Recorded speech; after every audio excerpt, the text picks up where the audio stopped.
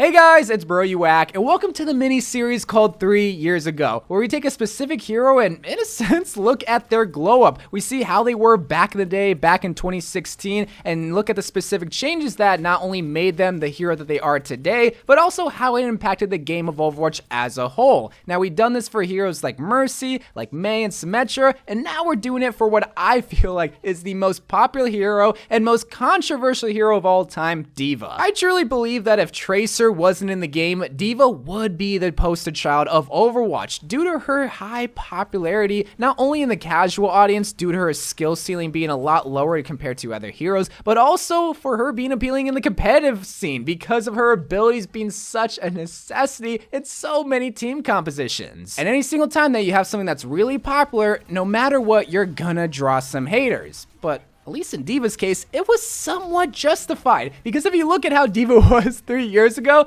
oh my god, she was this broken mess of a hero that I'm surprised not enough people are remembering and kind of at the thought of how D.Va was. Because did you know D.Va used to have 400 armor points? Or did you also remember that D.Va could die from her ultimate? Every single time that she would eject out of her mech, she had a possibility of dying with the rest of the people that exploded from it. Or do you also remember when D.Va's defense matrix used to have an infinite loop? Like, you could use it however long you wanted, and once you were done, it would have a 10-second cooldown? What? Well, you can find out more in this video where we look at D.Va 3 years ago. D.Va was one of the original tanks when Overwatch first released on May 24, 2016. Whether you main D.Va or baby D.Va, you have to admit that D.Va is a very unique character due to the fact that she's not like most video game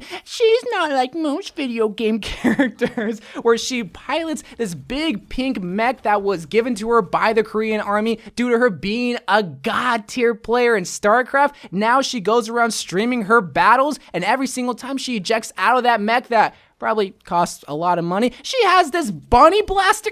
Come on now, she's so cool, but that also drew a lot of annoying factors because some people didn't like her character, whether it was because of her or her abilities. Well, some people say that her voice lines were the annoying part. Most people would agree that at this time, Defense Matrix was the ability that everybody hated. Y'all thought Rez was annoying, y'all thought Brigitte was annoying. Well, this was the thing that tilted so many players because there was no resource meter. This was an ability that you can use anytime you want for however long you wanted. Yes, there was a 10-second cooldown, which is crazy to think, but you just had to press one button and eat everything. Bullets, projectiles, ultimates, it was all gone, bruh. So literally, almost exactly a month later, a patch came to completely rework D.Va, mainly with her defense matrix and also her self-destruct, I guess. But they want to make the defense matrix a little more skillful to ensure that you couldn't just press one button and say nope to everything. So they decided to change the cooldown and decrease it from 10 seconds to 1 second, which is great. Yeah, you also now have a resource meter, what we see as today as defense matrix. This meant that you had to actually time things out with your defense matrix. No! Yep, sorry bucko, had to do it to him. But at least you don't die from your self-destruct.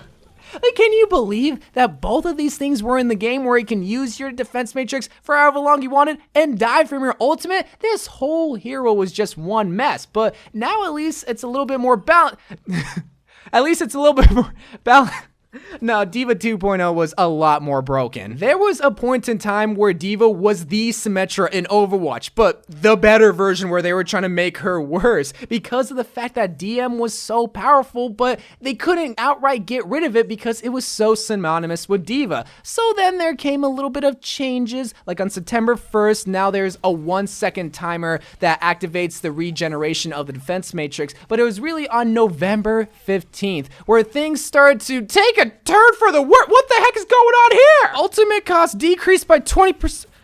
Mech health increased to 200. Original movement speed increase. What are you doing, Blizzard? Yeah, at this point, D.Va was the best hero because nobody could kill you. Again, I need to remind you, 400 armor points. Nobody in the game right now even comes close to that much armor, but at this time, she would not die, has even more health, and had an ability that could still do a lot of work and eat up most of the damage that otherwise would be projected onto her. and now she moves a lot faster. Like, God, y'all messed up, Blizzard. I remember having a conversation with one of my friends that actually got me into Overwatch to begin with, and I was talking to him saying, yo, I really want to learn tank, but they all just seem so difficult. And he was like, dude, just play D.Va. She's the easiest hero in the game. And I was like, nah, she's hard. She takes a lot of skill. And looking back at it, I'm like, what was I on? She had 400. She was so easy, bruh. I learned D.Va after the changes that came on January 24th, because this is what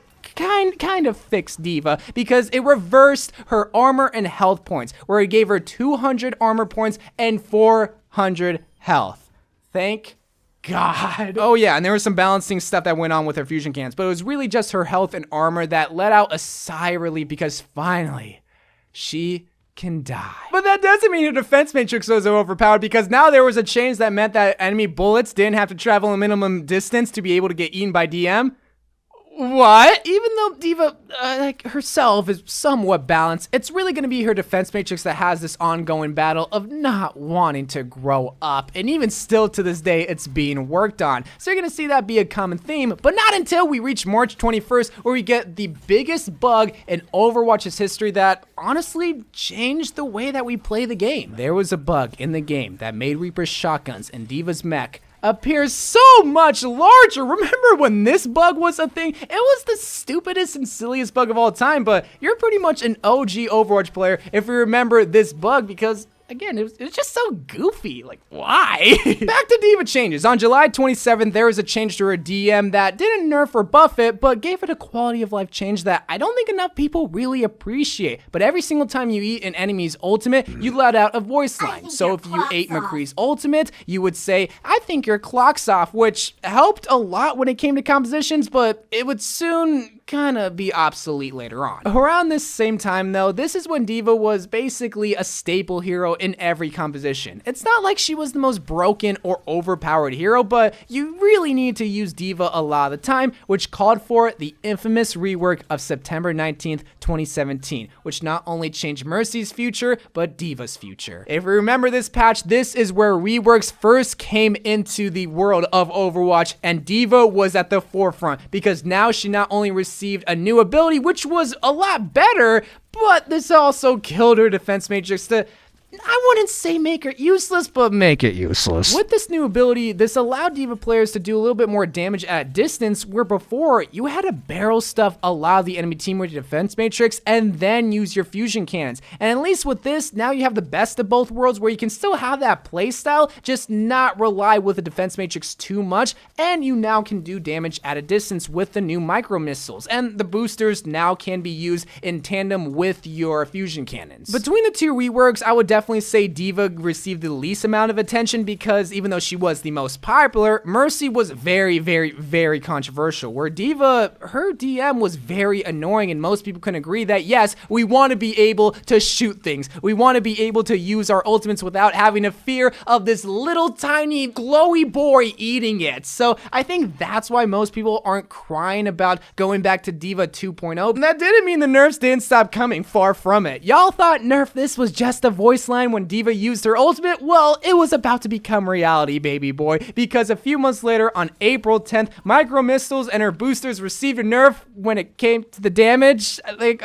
okay, but okay, I guess. Blizzard really tried their best to make D.Va balance while still keeping defense matrix a thing in the game, because that was really why you use D.Va. Yeah, she did do a lot of damage, but when you really think about it, what do you think first about? Do you think about defense matrix, and then you think about the potential damage when you are barrel stuffing a lot of the enemy teams. So during this time, they were trying their best slowly but surely just to make her a little bit worse, but not too bad. And after those reworks and changes, D.Va remained the same for the rest of 2018.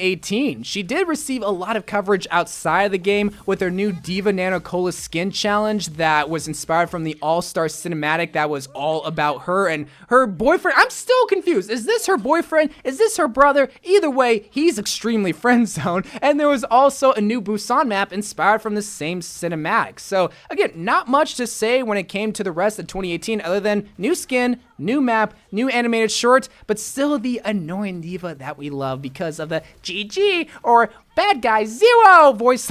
And then 2019 came, and to celebrate the new year, a new update came to the kill feed that every single time you ate an ultimate with D.va's defense matrix, it appeared there. And after that, we lived happily ever after. Psych! Y'all thought we were done nerfing this girl? Not even close, baby boy. We're taking nerf this to a whole new level. January 24th, 2019, we increased the cooldown of 1 second to 2 seconds to her defense matrix. June 28th, 2019, we reduced the length of her defense matrix from 15 meters to 10 meters. Ha ha ha ha ha. Oh, we're not done there. Now the mech ultimate costs 12% less to get. Oh, that's actually a buff. Oh, that's weird. Actually, that's all I have for D.va up until this point. It's kind of surprising how early on most of these reworks happen, to the point where even original Overwatch players don't even remember. But that's the whole point of the series, is to really take you back into a time that Overwatch was so different, whether it was because the game was different or just in this case how D.va was different. But even after all these changes and after 3 years of up and downs with D.va, there has been one thing that has remained the same. And that is baby D.va. Gremlin D.va is perfect. She is the waifu of Overwatch. She has remained untouched and unchanged because she is so perfect. But that was D.va 3 years ago. And looking back at her, she is definitely not the same hero that she used to be, but I think for the better. And I think most people would agree. So anyway, guys, I love you guys. Thank you guys for watching. I'll see you in another episode, possibly looking at Bastion maybe, or maybe another hero. We just have to see. But I love you guys. Thank you guys for watching. More Overwatch videos to come, and bye.